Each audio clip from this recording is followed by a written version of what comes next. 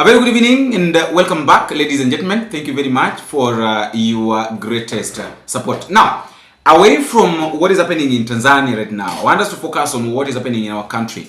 And let me start by saying this, that as a leader of a country or as a leader of the nation, there is a way you carry yourself. There are some statements that you should avoid at all costs. Because any moment or the moment you open your mouth and utter them, it will look like you had got your own agenda, your own hidden agenda. I'm saying this because of the statement that has been made by William Samoei Ruto. Twice. Yesterday he made a statement and today also is making a statement. Now, during Raila Odinga's death, fellow Kenyans, I saw a lot of people crying. A lot of people shed tears. People like Gladys Wanga cried. People like Millie Odhiambo cried. You saw them. And people like Edwin Sifuna were really hurt by the death of Raila Odinga. I know people like Babu Wino were really crying, but they could not show it in public. But deep down, they were really hurt. People like Ruth Odinga, people like Winnie Odinga, a lot of people cried. People really cried because they lost someone that they really loved or someone that really meant a lot. But I never saw any member of UDA cry. If there is anybody who you know very well that cried, tell me in the comment section. And you know, that one made me question myself and made me ask a lot of questions. Of course, we saw the way William Samoei Ruto, the president, gave Raila Odinga a good state send-off. So I was like, and after he's made these statements, I've been like, okay, so does it mean that the state send-off that William Ruto gave Raila Odinga was just a way of saying that, was just a way of breathing fresh air, saying that, oh, the person that was giving me a lot of headache in the country has gone, so I'm free. I'm saying this because I want us to listen to this statement that has been made by William Samoei Ruto today in Kakamega. Actually, I never imagined that William Ruto would make such a statement. But I want us to listen to this statement that was made by William Samoei Ruto, the president. Yaani mtu ningeshingana na yeye ni Raila Odinga. Lakini sasa hawa nitawamalizia asubuhi na mapema. Very early in the morning. Wamepotea. Ama namna gani, my friends? Ni kweli ama si kweli? Na sio kwa sababu ya bure, because they have no plan. They have no agenda. They have no program. They have nothing. Ni watu tu ya kuendesha ukabila, kupiganisha watu, kulete chuki, kulete hasara, kulete hasira. Na mimi nataka niwaulize ndugu zangu watu wa Malava, tushirikiane tufanye kazi pamoja. So you can imagine that is the president saying that the only person that was giving him pressure, the only person that he could fight with in 2027 was Raila Odinga. But then Raila Odinga disappeared. Raila Odinga is dead. So a competitor. I don't know whether you're thinking, I don't know whether you are thinking what I'm also thinking, or maybe me don't overthink. Are you okay? You know, it reaches a point that if you see somebody, if you see a challenger, or someone that you're competing with, and peer pressure, the only solution, the only thing that you can do is to do away with this person, ili wewe mwenyewe ubaki na nafasi. Now, baada ya kubaki na nafasi, now what you're going to do with this chance, it's up to you. But the main thing is that you already done away with the person that was giving you pressure. I want us to talk a little bit about ODM after this statement that has been made by William Ruto. There are several people, actually not several, but there are some few people in ODM who really think that they are going to work with William Ruto up to 2027, after 2027. Let me say this, that these people are supposed to be very much keen. Hao watu wanapaswa kuwa wajanja sana, and they should know that this card, actually I love the way Ruth Odinga right now is our eyes are open. Actually, Ruth Odinga is saying a statement here that is worth listening to. Listen to this. The ODM is intact, and the broad base we are supporting until 2027 as we are strong, and then we will decide. Will you strike another agreement, or you? No, we are not striking any agreement, anything. We are strengthening ODM. That is Ruth Odinga is saying that yes, we are in the broad-based government. In fact, they're just going back to the statement that was being made by Edwin Sifuna, that we are in the broad-based government, but up to 2027, after 2027, we are also going to make ODM strong. I don't know whether it's a lie, but one thing is for sure, that ODM should also know that they have got strength. They can do this. hii mambo ya watu kama kina Simba Arati kuwasema kwamba William Ruto aje mara apewe tiketi na ODM, that is a lie. Actually, I've also seen Senator Moses Kajwang saying that ODM is not going to give William Samoei Ruto any ticket to vie for presidency for the re-election 2027, which is very nice. Because, you know, people like Tandy, these guys are supposed to wake up. Because if they continue like, let me just say this without fear of contradiction, if these people continue like this, then there's a high possibility of these people failing. In fact, I don't even think if these guys will be re-elected again, because the direction that they are taking is a direction that nobody even no, in fact hii ni direction ambayo sidhani kama kuna mtu yote ambaye anaweza ka imagine that anaweza kaingilia. Because okay, why would you just start praising somebody? You are saying that you are going to submit to him, you know, you are going to be loyal. Okay, you continue being loyal to him, but you should ask yourself that after being loyal to him, when I'm being loyal to him, what is it that is going to happen next? Is it the person that, we're not accusing anybody here, but we're just looking at the possibilities. Why is it that he is celebrating too much? Why is it that he's celebrating too much? Yesterday in Nakuru, William Ruto said this, that I want us to listen to. Listen to this. Kulikuwa na watu walikuwa wananisumbua kule Nairobi kwa street na kupuria kwa kichwa. Siku hizi wameondoka. Now, the people that walikuwa na vaa sufuria kwa vichwa, we had got Edwin Sifuna, we had got Jeremiah Kioni, of course we had got that one was during the demonstration. Back then during the demonstration. But my question is this. Yes, you are saying that wakulima wamefanya wale watu kaondoa. But that's, you know, I don't know. That is why I'm saying that I don't know whether I'm the only person that is seeing this thing this way, or maybe somebody else is also seeing it. You know, there are some statements that are not supposed to be made by a state officer, like a president. Kuna mambo ambayo hayapaswi kuzungumziwa kabisa na rais. Kwa sababu, you know, the moment you start speaking about them, the moment you open your mouth to say them, it brings a different picture. Yes, you gave Raila Odinga a state send-off, but was it genuine? That is the question that we need to ask ourselves.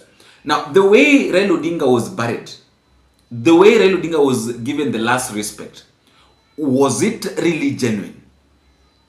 If it was not genuine, then why is it that he was given that? Number one, William Ruto is confirming that he knew very well that the only person who could give him challenge in 2027 was Raila Amolo Odinga.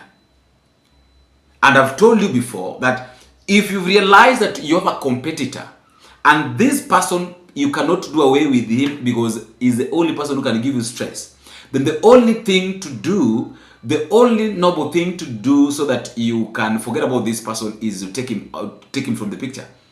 And I'm not saying that we're accusing anybody of doing it, but you know, the statement itself, we're just trying to think outside the box. You see, just trying to look at this thing in a different way.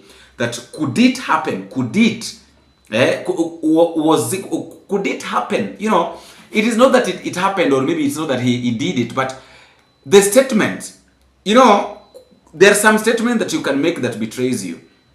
Yes, the president is saying that anaenda kumaliza hawa kama breakfast asubuhi na mapema sana. Thank God, yes, is seeing the breakfast. He's seeing them as a breakfast. But I also have a question on the opposition. In the opposition, you know, I have a question kwa watu nina swali. So you want to tell me this opposition also, this united opposition also wants to tell me that Rigathi Gachagua akinyamaza, nao pia wananyamaza, they can't say anything.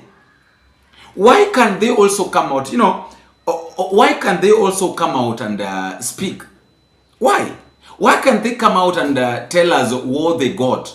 You know, badala ya kudepend kwa Rigathi Gachagua peke yake, mbona nyinyi wenyewe msijitokeze na mzungumze? The statement that has been made by William Samoei Ruto, the president, is not different from the statement that was made by Kahiga.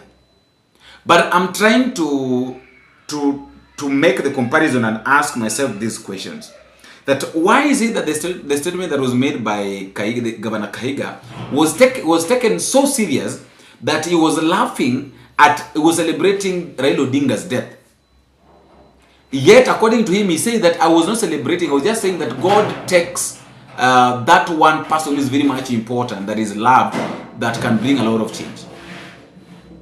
I want us to look at this thing not just in a simple way, but I want us to open our eyes and think deep. You know, I've said that let us see things beyond. If Kahiga said this, and in fact Kahiga said that I was not celebrating Raila Odinga's death. Now let us come now to the statement that has been made by William Ruto. I want us to listen to this once again. So if Kahiga did not celebrate Raila Odinga's death, William Ruto is saying that the only person who could give him pressure was Raila Odinga. Do you connect the two? Are you connecting? I don't know whether you're connecting the two statements. One person celebrated directly in public actually, and the other person is also saying this publicly, but now he's trying to sugarcoat it. You know, and let me just say this again, that the people of ODM, these guys should really wake up and know that mambo ya William Samoei Ruto, the president, it is not as easy as they take it. You know, they might take it very lightly. They might think that you know, hii kitu haina ukubwa ama haina kitu ingine serious, but deep down when you try to look at this thing, deep down it has got iko na jambo fulani hapo ambalo lazima liangaliwe kwa umakini sana, because if you don't take, there are some of the things that if you don't take serious, then they'll come and kuna jinsi ambavyo yatakufanya wewe mwenyewe ulie. They will make you cry. Those who are in the broad-based, those who think that the broad-based government is going to help them, they should wake up. You see, they really should wake up. And I love, I don't know why, but I really love Ruth Odinga. Why? Because Ruth Odinga nowadays, kuna jinsi ambavyo kuna mambo ambayo Ruth Odinga anayazungumzia, you know, you feel like this lady or this woman knows what she's saying. Okay, let me just a little bit read for you what Ruth Odinga said. Ruth Odinga said this, that you cannot as a member of the ODM party in the broad-based government start shouting two-term. What will be your negotiation age post 2027 polls? What is going to be your negotiation post? Actually, and she's putting it so well that we are going to strengthen ODM. So those who are thinking, those who are in ODM and they are thinking that William Ruto should come, and the coming of William Ruto is going to make ODM strong, they should think twice. I also thought that Musalia Mudavadi and Moses Wetangula, being that they've been in politics for a very long time, they will mature enough to not praise the president because of some things that are not adding up. Like, he's now bringing back the issue of the 30%. You know, the 30% agreement. Remember, when Rigathi Gachagua mentioned something to do with the 30% agreement, so Musalia Mudavadi is saying that William Ruto promised them 30%, but they didn't give William Ruto 30% vote. I really don't know. I just want us to listen to him. Mheshimiwa Rais anatembea Kakamega na Western Province nzima akitoa miradi, akipeana pesa. Sisi tukitengeneza hile cooperation agreement tulikuwa tukisema tutapata 30% kwa serikali ya Mheshimiwa William Ruto. Lakini kwa kura hatukumpatia William Ruto ile 30% alikuwa anataka. Lakini yeye amejitokeza, amesema tugange ambayo yale yanakuja, tusahau yale ya zamani. Yeye anatoa pesa kujenga stadium, kutengeneza barabara, kutengeneza mahospitali. Sasa tukiwa kwa broad based, mimi nawaambia abakabaras abaluya bandu wa magharibi kuingiria ha kuhande ya ha kunyore bindu binyingi kuulizana mumbula kabisa ndakabola bandu butere morumelusha noru swahili yote ndakabola bandu kule Butere. Nimesema hivi, ukiwa kwa bahari na sasa mawimbi yanatanda, maji yanayumba, na wewe uko kwa meli, unaweza toka kwa meli uingie kwa ile canoe mtongwe. Do you leave a ship to go into a canoe? Do you disembark a ship to go into a canoe? You cannot. Na kwanza Raila alisema kule kuna mamba na papa. Sasa utoke kwa meli uende kwa canoe, si mamba na papa itakumaliza. Sisi tukae kwa meli ya serikali ya broad based, na kinara ni William Samoei Ruto. You know, Odinga might be old. I want us to look at this thing this way. Odinga might be old, yes. He might be a guy who maybe many never thought that would take ODM, maybe give ODM a very good direction. He might be old. Of course, I say that the new generation cannot be led by the old generation because of the old ideas. But surrounding himself with the people, with the people who have got new ideas, people like Edwin Sifuna, people like I saw him calling Babu Wino, and then people like Ruth Odinga, the sister. So it people like Moses Kajwang, you know, it's giving ODM a different shape. So they're starting to think differently from the way they used to think. And let me just finish by saying this, that it has reached a point that Kenyan politics is going to take its shape. And if at all these leaders of the government thinks that things are going to be normal, then let us wait up to 2027 general election. That is when Kenya will also look like Tanzania. Kenya will look like Tanzania. Kenya will look like Nepal. I'm not saying that it's supposed to, but if the government, if leaders fail to do what is right, if leaders insist that what they want is what should be done, that they don't want to listen to the citizens, then that is the direction that Kenya is going to take in 2027. But one thing I have to tell the people of ODM, the leaders of ODM, people like Gladys Wanga, who are just there to impress William Ruto, that it's not going to be very easy for you. Yes, you are happy that William Ruto is going to take you as his running mate in 2027, but rest be assured that if you make a mistake and accept William Ruto's proposal to run as his deputy in 2027, then you will be doomed. And I saw a lot of people from Homa Bay County saying that Kidero is better than Gladys Wanga. Yes, we accept that she has worked, amefanya kazi, atukatai. But now, you know, it also depends with the direction that you are taking. If you take a different direction from what people expect, then you are stand.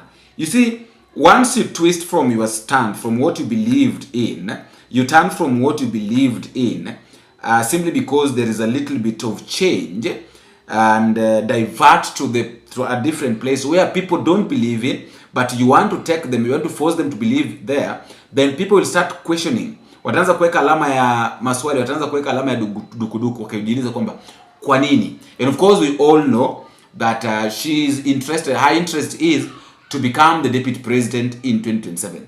But the ODM people are very clear. Ruth Odinga is very clear that ODM is going to be strong and is going to reform, and in 2027 they are not going to support William Arap Samoei Ruto. After all, guys, that's just my thought, and that is all I have for now. Let me know what you think in the comment section, but don't forget to drop me a comment. Tell me what you think, where you're watching this video from, and also, please don't forget to subscribe, because by subscribing, that is the only way you will be allowed to get these informations as any moment they have been uploaded by Bonita Media. Until you meet again, I've been your host, Boniface Sabina.